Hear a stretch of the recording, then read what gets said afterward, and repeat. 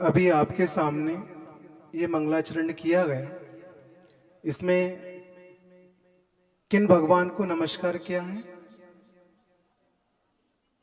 सिद्ध परमेष्ठी भगवान को नमस्कार किया। यहीं से मैं बात प्रारंभ करता हूं कि सिद्ध प्रभु भगवान को किसी ने देखा है? नहीं देखा। क्यों नहीं देखा? क्योंकि वो शरीर से पृथक हो चुके हैं। उनके पास अब जो शरीर है वो कौन सा शरीर है? ज्ञान शरीर है। ज्ञान रूपी शरीर में वो विराजमान है ना? संसारी प्राणी के लिए सबसे बड़ा उदाहरण इस विश्व में अगर कोई है, कल्याण का मार्ग अगर प्रशस्त कोई करता है तो वह है सिद्ध परमेष्ठी भगवान। उनको देखकर संसारी प्राणी ये प्रेरणा ले सकता है कि आज तक मैं इस संसार में फंसा हुआ हूं। अनंत काल से ये संसार की परंपरा अविच्छिन्न रूप से चली आ रही है। ना इसका कोई प्रारंभ है, कब से शुरुआत है इसकी कोई बता सकता है? नहीं बता सकता। और इसका अंत भी कब होगा ये भी हमें ज्ञात नहीं है। लेकिन हम आज जिस गति में बैठे हुए हैं, कौन सी गति है? बोलो भैया, मनुष्य गति। इस गति के माध्यम से अभी तक जो अतीत में हुआ है पापमय जीवन हमारा, वो तो हमारे हाथ में नहीं है। लेकिन आगे जो आने वाला भविष्य, जिसमें हम कौन सी गति हमारी होगी, ये निश्चित करता है हमारा ये मनुष्य भव। ये मनुष्य भव ऐसा है भैया कि इसमें चारों गतियों के द्वार खुले हुए हैं। आप चाहें तो परिणामों की उत्कृष्टता से संयम को धारण करके मुनि बन करके और अरिहंत पर्वत परमेष्ठी को पाकर के सिद्ध प्रभु बन सकते हैं। सबसे उत्कृष्ट उपलब्धि यह है। उसके बाद अगर आप चाहें तो स्वर्गों के सुख को भी भोग सकते हैं। और परिणामों में अगर निकृष्टता आई या निम्नता आई तो आपको ये परिणाम तिरंच गति भी दिलवा सकते हैं। और अगर निकृष्ट परिणाम हुए, समझते हैं ना निकृष्ट परिणाम, बिल्कुल गिरे हुए परिणाम अगर हुए तो आपको यही गति, इसी गति से आप सीधे नरक की यात्रा भी कर सकते हैं। मतलब चारों गतियों के द्वार इस मनुष्य गति से खुले हुए। इसलिए ये आपके हाथ में है। आचार्य महाराज कहते हैं कि आज तक ये कार्य नहीं हुआ क्योंकि हमने आत्मा और शरीर के बीच में भेद नहीं डाला। सुन रहे हैं आप? आज तक क्या हुआ? शरीर और आत्मा के बीच में भेद नहीं डाला। घर में तो हम भेद डाल देते हैं। कैसे?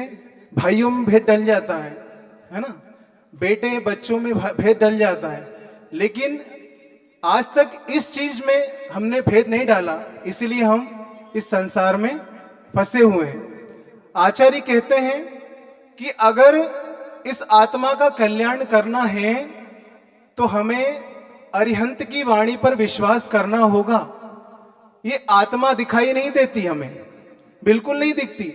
जब भी दिखेगा सामने तो ये नो कर्म शरीर ही दिखेगा हमें, क्योंकि इसकी आराधना, इसकी पूजा, इसकी स्तुति, इसकी भक्ति हमने अनंत काल से की है। इस शरीर की स्तुति हमने अनंत काल से की है, तब जाकर हमें भव में शरीर मिला है। अगर यह स्तुति और भक्ति हम प्रभु के चरणों में कर लेते, ऐसी ही भक्ति, इससे बढ़कर भी नहीं कह रहा हूं मैं, तो आज हमारा कल्याण हो जाता। आचार्य कहते हैं कि आत्मा और शरीर में भेद डालना है तो उस पक्षी से सीखो। कौन सा पक्षी? वह पक्षी हंस। देखा है आपने, सुना तो होगा। क्या करता है वो? उसकी चोंच में ऐसा रसायन होता है कि अगर वो दूध में चोंच को डाल दे तो क्या होता है, वह दूध को ग्रहण कर लेता है उसमें से और पानी को छोड़ देता है। जब वो पक्षी की ओर दृष्टि डालते हैं तो हमें समझ में आता है कि इस पक्षी में कितनी काबिलियत है। नहीं, सीखना हो तो उससे भी सीख सकते हैं हम। आत्मा और शरीर में भेद डालना ये हमारा कल्याण का मार्ग है बंधु। एक प्रसंग याद आ रहा है, आपके सामने रख रहा हूं कि एक व्यक्ति रास्ते से जाता था, उसे घर के बाहर पिंजरे में एक तोता टंगा हुआ मिलता था। अब वो जब भी निकलता उसे देखता और उसे बहुत दया आती उसके ऊपर कि कैसा यह प्राणी है, संगी पंचेंद्री जीव है और स्वतंत्र सत्ता को लिए हुए है, लेकिन आज इसकी दुर्दशा ऐसी हुई है कि ये पिंजरे में बंद है। उसके अंदर दया के परिणाम होते हैं, करुणा के भाव जागृत होते हैं। वह मौका पाकर, अवसर पाकर उस पिंजरे को ऊपर से नीचे उतारता है और क्या करता है, उसका जो द्वार होता है पिंजरे का गेट वो खोल देता है। वो तोता बाहर आता है और क्या करता है, अपने पंखों को फड़फड़ा रहा है, इधर उधर चल रहा है। लेकिन जब वो देखता है व्यक्ति तो उसका दिमाग ठिकाने पे नहीं रहता। वो देखता है कि ये तोता ना तो बीमार है, ना ही इसे कोई परेशानी है और इसके पंख भी बेहतर हैं, लेकिन ये उड़ क्यों नहीं रहा। और थोड़ी देर वो देखता रहता है और वो तोता क्या करता है, वापस उसी पिंजरे में चला जाता है। इससे समझ में आया आप कुछ, आपको कुछ दिमाग में आ रहा है आगे क्या कहने वाला हूं मैं? क्योंकि उस तोते को देखकर वो आदमी हैरानी में पड़ गया कि तोते को मैंने बाहर निकाल दिया और स्वतंत्र ही उड़ सकता है, अभी कोई पकड़ने वाला भी नहीं है इसे, लेकिन हो क्या गया इसे। एक व्यक्ति वहां से आ रहा था, उससे पूछता है, भैया मैंने तोते को बाहर निकाल दिया लेकिन ये उड़ क्यों नहीं रहा। तो वो व्यक्ति उस व्यक्ति से बोलता है कि भैया ये तोता इस पिंजरे में सालों से है। कब से है? सालों से बंद है। ये अपने उड़ने की शक्ति को भूल गया है, इसलिए उड़ नहीं पा रहा। और ये शक्ति जब तक इसको ज्ञात नहीं होगी, क्योंकि इसके पास पंख है, कोई निरोग काया है, सब कुछ है, लेकिन जब तक इसे अपनी शक्ति का भान नहीं होगा तब तक ये उड़ नहीं पाएगा। ऐसे ही बंधु संसारी प्राणी की आत्मा में अनंत शक्ति है, लेकिन ये आज तक उस शक्ति को महसूस नहीं कर पाया। क्यों नहीं कर पाया? क्योंकि उलझने बहुत है, सुलझाहट नहीं है। ऐसा फंसा हुआ है इस संसार में कि उसको ध्यान ही नहीं है कि शरीर और आत्मा अलग है। वो शरीर को ही आत्मा समझता है, शरीर के पोषण को आत्मा का पोषण समझता है, शरीर के सुख दुख को आत्मा का सुख दुख समझता है, लेकिन ये भ्रांति उसकी व्यर्थ है। बंधु, आचार्य भगवंतों ने बताया है कि आत्मा में ऐसी शक्ति है, और पुराणों में, ग्रंथों में हम सुनते हैं, राजा श्रेणी का उदाहरण आपने पढ़ा होगा कि उसने मुनिराज पर उपसर्ग किया, मरा हुआ सर्प उनके गले में डाल दिया, भयानक चींटी उस सर्प में लगी और मुनिराज के शरीर को खोखला कर रही, लेकिन मुनिराज ध्यान से नहीं डिगे, क्योंकि वो जानते थे कि ये शरीर अलग है और आत्मा अलग है। आत्मा की शक्ति बता रहा हूं मैं आपको कि राजा श्रेणिक ने सर्प डाल दिया मुनिराज के शरीर पर। अब उन्हें चींटियों का उपसर्ग हो गया। उस कर्म के कारण जब उसने कर्म किया तो उस कर्म के कारण उससे कर्म का बंध हुआ। कौन सा कर्म बंधा उसे? 7वें नरक का कर्म बांध लिया उसने। 7वें नरक का द्वार खोल दिया उसने एकमात्र परिणाम से। अपन को दिमाग में आता है कि भैया कोई बड़ा काम नहीं किया उसने, इतना किसी का खून नहीं किया, एक घात नहीं किया, मारा नहीं किसी को, इतना ही किया, लेकिन इतने से परिणाम ने उसने 7वें नरक का बंद कर लिया। और जब उसको भान हुआ रानी चेलना ने समझाया, उसको बुद्धि आई, ज्ञान आया, तो उसने वही उपसर्ग दूर किया और उसके इतने निर्मल परिणाम हो गए उस समय कि उसे परिणामों के माध्यम से उसने क्षयिक सम्यक्त्व को प्राप्त कर लिया। किसको? आपके पास सम्यक्त्व है? नहीं है? भगवान की पूजा वूजा नहीं करते हैं, सम्यक्त्व ऐसा नहीं कह सकते नहीं है। तो उसने उस आयु का बंद कर लिया 7वें नरक की, और उसी समय उसके विशुद्ध परिणाम हुए कि उसने उसी वक्त प्रथम नरक की आयु, जो 7वें नरक समुद्र के समान आयु थी, उसने प्रथम नरक में उसको अपकर्षण कर दिया। मतलब जो सागर था उसको एक बूंद के बराबर उसने कर दिया। किसके कारण? अपनी आत्मा के परिणामों के कारण। ये परिणामों की विशेषता बता रहा हूं मैं आपको। आचार्य महाराज कहते हैं कि जब सम्यक्त्व की उत्पत्ति होती है तो उसमें 5 लब्धियों का बहुत महत्वपूर्ण योगदान होता है। यह दर्शन मोह का रसायन ऐसा है कि अनंत काल से मिथ्यात्व के साथ बंद करता हुआ प्राणी आया है, लेकिन आज तक इसने सम्यक्त्व को प्राप्त नहीं किया। आचार्य कहते हैं कि इन 5 लब्धियों को प्राप्त करके, 5 लब्धियां क्षयोपशम लब्धि और विशुद्धि लब्धि के द्वारा देशना लब्धि को प्राप्त करके, और क्या, प्रायोग्य लब्धि में प्रवेश करके, और अगर भव्य होगा तो कर्ण लब्धि को प्राप्त करके और उसी समय सम्यक्त्व को धारण कर सकता है, दर्शन मोहनी का क्षय उपशम क्षयोपशम करके। उसी समय अगर दर्शन मोहनी की 70 कोड़ा कोड़ी की स्थिति अगर इसके पास स्टॉक में है तो वह उसे अंतः कोड़ी कोड़ी कर सकता है। यह शक्ति किसकी है? आत्मा की ही शक्ति है बंधु। ये आत्मा के पास ही शक्ति है कि जो नरकों से निकालकर स्वर्गों से निकालकर मोक्ष में विराजमान कर देती है। और सम्यक दर्शन ऐसी वस्तु है जो एक बार प्राप्त हो जाए तो अनंत संसार का अंत कर सकता है व्यक्ति, है ना। ये बहुत ही इस काल में दुर्लभ है बंधु। आज तक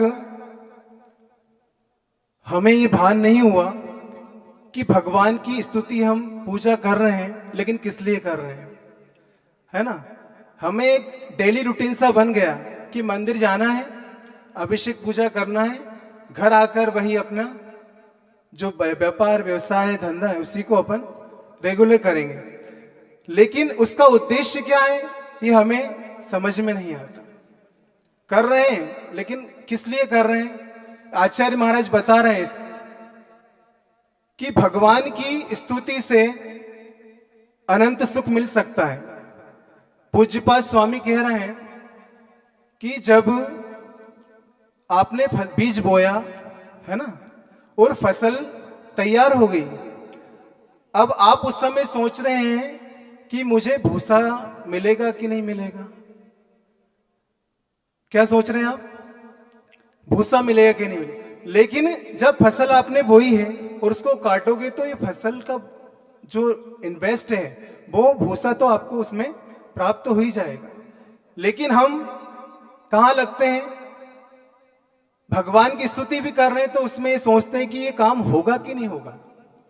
भगवान हमें इन कर्मों के कारण दुख मिल रहा है, लेकिन हम थोपते किस पर हैं? गुरुओं पर, भगवान पर, कि प्रभु आपकी मैं पूजा स्तुति कर रहा हूं, उसके बाद भी मुझे ये दुख क्यों प्राप्त हो रहा है। लेकिन हमें समझ में नहीं आता कि ये दुख का कारण हमारे कर्म है, जो हमने पूर्व भव में बांधे हुए कर्म है, यही कर्म हमें दुख दे रहे हैं। एक प्रसंग और आपके सामने रख रहा हूं, बहुत अच्छा है कि एक किसान को भगवान से शिकायत हो गई। किससे हुई? अरे किसी पड़ोसी से कर लेता है, आसपास सगी संबंधी से कर लेता, लेकिन शिकायत हुई तो किससे हुई? भगवान से हो गई सीधी। अब भगवान के मंदिर में गया और बोलता है वहां जाकर कि प्रभु मैं जब भी बीज बोता हूं, खेत को तैयार करता हूं, समय पर पानी देता हूं, है ना, खाद डालता हूं, सब करता हूं, हल वगैरह सब सुविधा युक्त बनाता हूं उस खेत को। और जब फसल आने का समय होता है तो आप क्या करते हैं? कहीं पर ओला गिरा देते हैं या खूब बारिश कर देते हैं, आंधी तूफान ला देते हैं, जिससे मेरी फसल समाप्त हो जाती है। ये प्रभु क्या तरीका है? मेरे मुंह में जो थाली आई सामने वो छिन जाती है। प्रभु कहते हैं, सुन लेते हैं सब, उसके बाद में कहते नहीं है प्रभु ये कथानक है, प्रभु कुछ नहीं बोलते हैं, लेकिन कथानक के माध्यम से समझाया है। तो वो कहता है, किसान प्रभु रक्षा करो मेरी, ऐसा रहा तो मैं तो बर्बाद हो जाऊंगा। प्रभु बोले कि तेरी क्या इच्छा है, बोल क्या चाहता है। तो प्रभु कहते हैं, किसान कहता है, प्रभु मुझे आपका तरीका तो ठीक नहीं लगा, मुझे बस एक फसल मेरे अनुसार मैं उसे पैदा करूं और उसे मैं काटूं, ऐसी मुझे पावर दे दो, ऐसी शक्ति मुझे दे दो, एक फसल के लिए बस। प्रभु ने कहा तथास्तु, जो बोला है वो होगा, ठीक है, दिया। अब खुशी खुशी उछलते कूदते किसान आया अपने खेत पर, उसने फिर से अपना खेत बराबर किया, अच्छी क्वालिटी का बीज बोया, खूब मेहनत की, खेत को तैयार किया, फसल पानी भी दिया, खाद समय पर दिया, जो भी उसको तैयारी करनी थी सब कर ली। फसल बड़ी हुई और बालियां भी आ गई उसमें, और फसल क्या हुई? लहलहाने लगी। इधर फसल लहलहाई, उधर किसान लहलहा गया। किसान के मन में लड्डू फूटे कि प्रभु देखो, प्रभु को तो कोई बुद्धि नहीं है, भगवान से बोल रहा है वो वहीं पर कि क्या करते हैं, देखो मेरे तरीका देखो, मैंने इस फसल को तैयार किया तो कैसी लहलहा गई फसल। ठीक है, अब मजा अब आएगा। वो तैयार किया उसने और फसल पक गई, और जब निकलने का समय आया तो फसल में जो बालियां थी उसमें दाने नहीं थे, पूरा भूसा ही भूसा उसका निकला। अब वो दौड़ते हुए, दिमाग उसका खराब हो गया। अब उसे याद आए कौन? प्रभु। वो दौड़ता फिर गया मंदिर में, भगवान के पास गया, एक श्रीफल लेके गया, हाथ जोड़े, भगवान मुझे बचाओ, मुझे बचाओ। भगवान ने कहा क्या हुआ? उन्हें तो सब पता है क्या हुआ, क्यों इतने हताश हो, निराश हो? तो किसान बोला, प्रभु आपसे कुछ नहीं छुपा, आपसे मैंने फसल का जो पावर लिया था, शक्ति ली थी कि मैं मेरे अनुसार फसल को उगाऊंगा, सब किया मैंने, सारी चीज की, उसको धूप भी लगने नहीं दी, उसको ओला पानी से बचाया, उसको पानी भी ज्यादा नहीं दिया, जितना आवश्यक था उतना ही दिया, लेकिन फिर भी मेरी फसल के दाने क्यों नहीं आए प्रभु बताइए।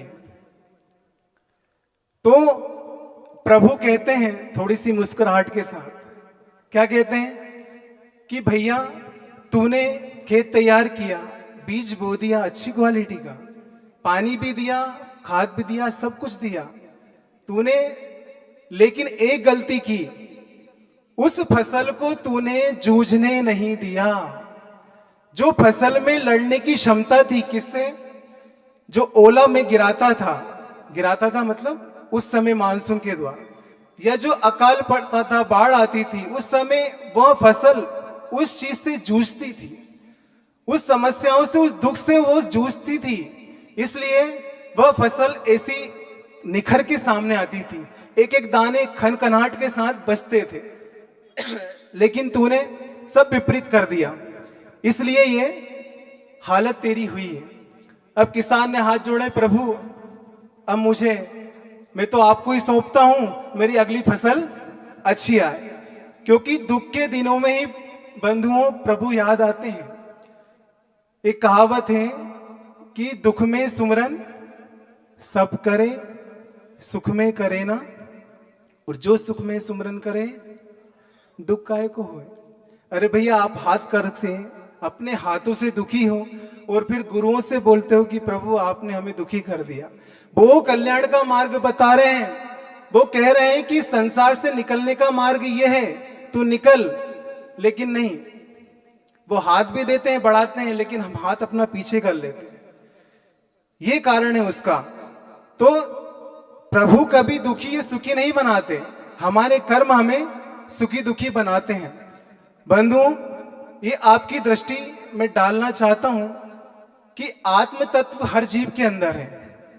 जीवत्व जो शक्ति है वह एक इंद्रिय से लाकर पंचेंद्रिय, संगी पंचेंद्रिय तक जो भी जीव मिलेंगे सबके अंदर जीवत्व शक्ति है। लेकिन यहां पर योग्यता की बात है कि आज हम इस गति में बैठे हैं तो हमारे पास योग्यता है। उस योग्यता का उपयोग कर कर हम चाहें तो सुखी बन सकते हैं, नहीं तो दुखी तो हम अनंत काल से बने हुए हैं। हम देवों का जो सुख है इस पर्याय में बैठकर तो हम महसूस नहीं कर सकते, ठीक है ना। और नरकों की जो वेदना है वो भी हमें यहां पर महसूस नहीं होगी, क्योंकि हम अभी कौन सी गति में हैं? मनुष्य गति में। लेकिन इस भव में बैठकर भी हम त्रियंचों के दुख देख सकते हैं। बंधु, इस बुद्धि को ठिकाने पे लाने के लिए एक यही उदाहरण है त्रियंचों का, जिसमें दुख की असह्य वेदना है। कैसी वेदना? असह्य वेदना है। वह पशु किसी से कुछ कह नहीं सकता, मूक प्राणी है, अपने कर्म जो किए हैं उसका बस वो वेदन करता है, ना किसी से कह सकता है ना सुन सकता है। उस एकेंद्रीय प्राणी की ओर दृष्टिपात करें हम, और उसमें भी सबसे निकृष्ट अवस्था क्षुद्र भव जो कहते हैं जिसको, कौन सा है? निगोदिया। आप छेड़ाला पढ़ते हैं, उसमें क्या कौन सी लाइन आती है? हाँ, एक श्वास में 8-10 बार जन्म्यो मर्यो भयो दुख भार। दुख की वेदना का जहां पारावार नहीं, वहां देखो आप, एक श्वास आपने ली और एक छोड़ी, इतने में उसने 18 भाव धारण करके और मर चुका है वो जीव। क्या उसकी अवगाहना है? अंगुल के असंख्यात में भाग, यह उसकी अवगाहना है। इतना सूक्ष्म शरीर है उसका, दिखाई देने की तो बात ही नहीं है। उसकी वेदना देखो आप। और हम जैन कुल में जन्मे हैं, जब हम इस चीज को देखते हैं तो आज भी कई बंधु हमें मिलेंगे जो हम जमी कंद का प्रयोग करते हैं। नहीं, आलू है, मूली है, गाजर है, ऐसा बताते हैं कि आलू में अगर एक सुई हम चुभोते हैं तो उसकी एक नोक उसमें जो डलती जाती है उसमें अनंत जीव हैं, अनंत जीव राशि उसमें होती है। और आज हम हमारी थाली में जब वस्तु आती है तो हम ये भी देखें कि हम कितने भावों से सगे संबंधियों से हमारा रिश्ता नाता है। नहीं, अगर हमारी दृष्टि उस थाली पर चला जाए और उस जो सामग्री आई है आलू से बनी हुई, तो हमें उस समय दृष्टि डालना चाहिए कि इसमें मेरे पिछले भवों के सगे संबंधी भी हो सकते हैं जो इस भव में निगोदिया हुए होंगे, क्योंकि कर्म की लीला बड़ी विचित्र है बंधु, है ना। भैया समय बताते रहे ना, हमें घड़ी नहीं है यहाँ पे, 9:25 हो गया। देखो आप, तो ये दशा उस जीव की है। और हम इससे भी बढ़ के अगर और जीव की दृष्टि डालें जो हमें दिखते हैं, चींटी वगैरह, उसके ऊपर हमारा पैर रखा जाता है, हम देखकर तो चलते नहीं क्योंकि हमारे आसमान में दृष्टि होती है। उस जीव की क्या हालत होती होगी? उसकी वेदना का आपने महसूस की? कभी नहीं होगी, क्योंकि वो उसकी वेदना है, उसका शरीर है, उस पर आपने पैर रख दिया, उसकी आवाज भी नहीं आती बंधु। एक पैर रखाया और उसका काम तमाम हो जाता। ये दुख है इस त्रियंच गति के। इस त्रियंच गति के दुख को देखकर हमें ये ज्ञान होना चाहिए, क्योंकि हम अज्ञानी हैं, अंधकार छाया हुआ है और अभी भी बुद्धि ठिकाने नहीं आई। तो बंधु आगे तो फिर मुश्किल है कि किस गति में आगे हमें कौन सी गति में जाना पड़े, ये हम कह नहीं सकते। आज आपके नगर में बीतरागी देव तो आपने बैठा ही दिए, और ये बरगी वालों का पुण्य है जो इस नगर में आचार्य परमेष्ठी गुरुदेव विराजमान है। बंधु, ये छोटे मोटी वस्तु नहीं है बंधु, ये रत्नत्रय के धारक और रत्नत्रय तीर्थ हैं। जहां त्रिवेणी का संगम बोलते हैं, उसको क्या बोलते हैं?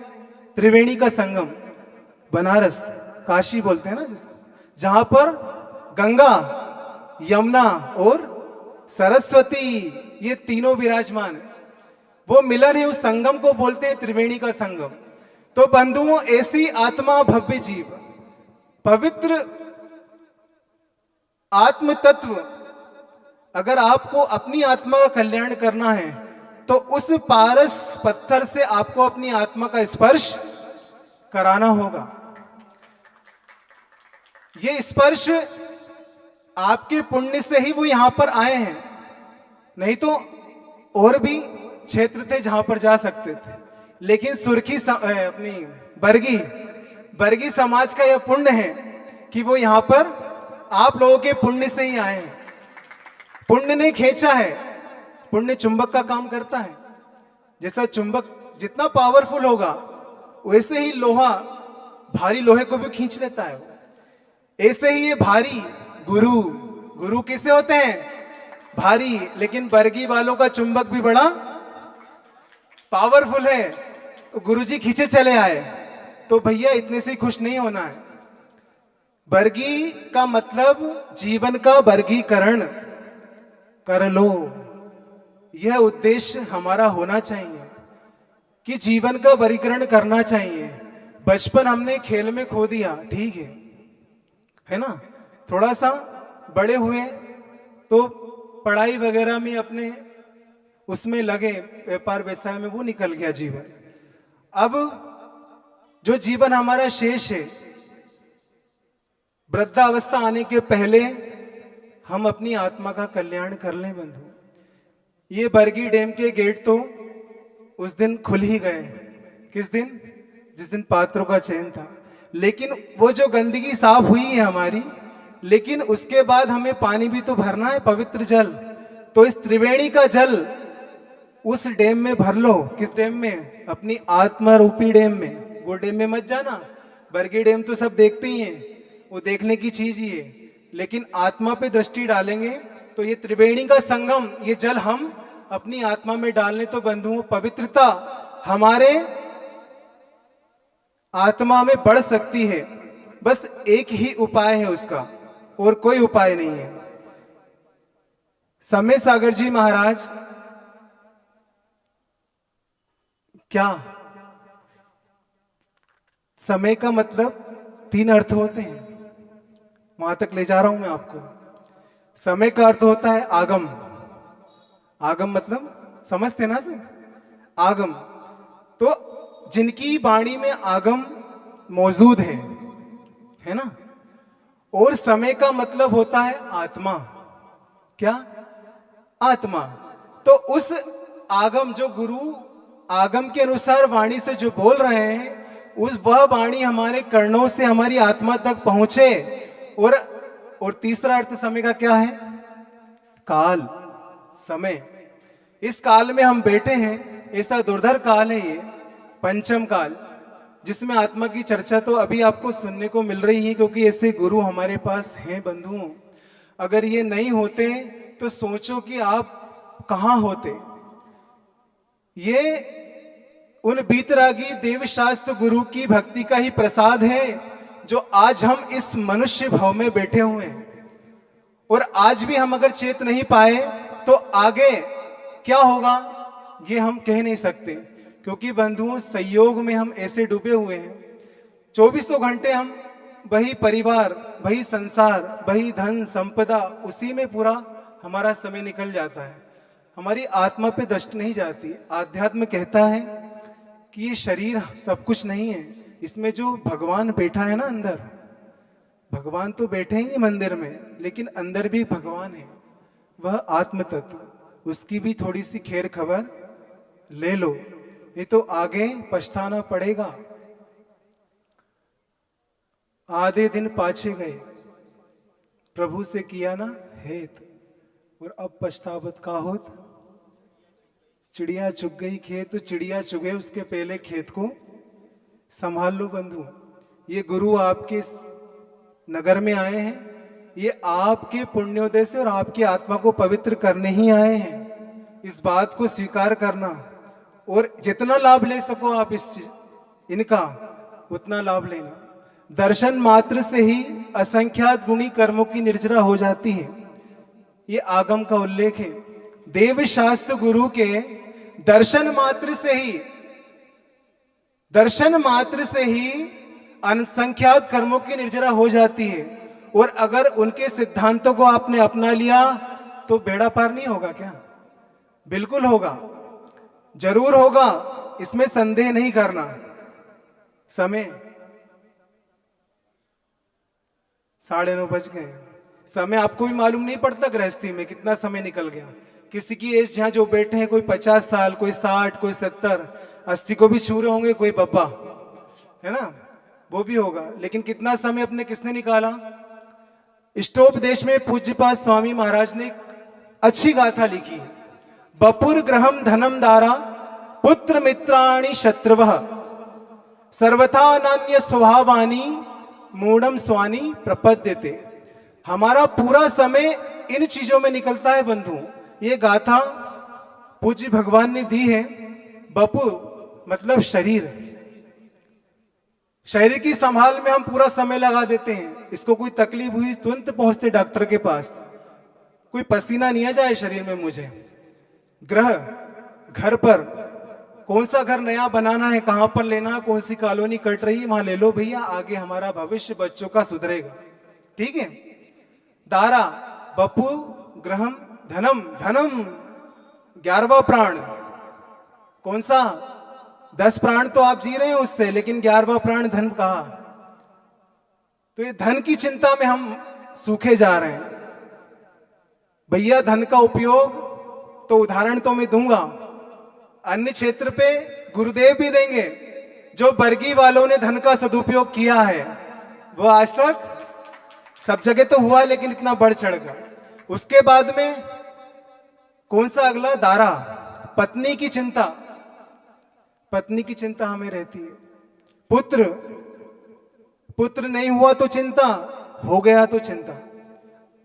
वो पुत्र हुआ तो सपूत तो फिर भी ठीक है, लेकिन कपूत निकला तो फिर चिंता। मित्र, आचार्य कहते हैं सच्चा मित्र तो हमारा धर्म है, उस धर्म की शरण हमें लें तो ये सच्चा मित्र है हमारा। अन्य मित्रों की क्या अपेक्षा करें, सब स्वार्थ का संसार है। ये बोल रहे हैं आचार्य भगवान की सभी जो है हमसे सर्वथा अन्य स्वभाव वाले हैं। आत्मा का स्वभाव इनसे भिन्न है। जब सोचो कि आपके साथ ये शरीर 2400 घंटे क्या पूरे अनंत काल से लगा हुआ है, जिस गति में जाते हैं वैसा शरीर मिलता है। इतनी समीपता को लिए कोई रिश्ता है आपका? इतनी निकटता किसी रिश्ते में है आपकी? जो शरीर के साथ आप रह रहे हैं, उस शरीर में आप कब से रह रहे हैं? अनंत काल से। इतनी निकटता है आपकी, जब वो शरीर ही आपके साथ नहीं जाएगा, जाएगा क्या? नहीं जाएगा बंधु। तो ये हम जो हमसे बिल्कुल ही पृथक हैं, हम उस पर विश्वास कर रहे हैं।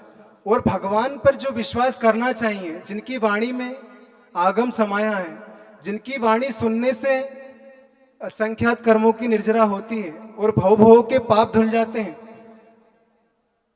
ये बंधु हमें बड़ी चिंता का विषय होना चाहिए कि हम इन गुरुओं के माध्यम से पूरा लाभ लेकर और अपने जीवन को उन्नति की ओर लगाएं। इसी में हमारा कल्याण निहित है। बस आज इतना ही।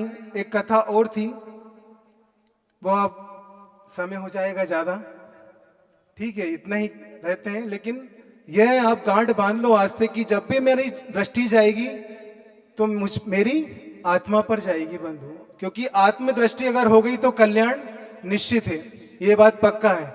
और वर्गीकरण जरूर करना है वर्गी वालों को। अपना जीवन निकलता जा रहा है, लेकिन वर्गीकरण में विश्वास रखना, वर्गी में नहीं रखना। ठीक है, इसी के साथ अहिंसा परमो धर्म की, आचार्य भगवंत गुरुवर श्री विद्यासागर जी महाराज की, परम पूज्य आचार्य भगवंत श्री समय सागर जी महाराज की।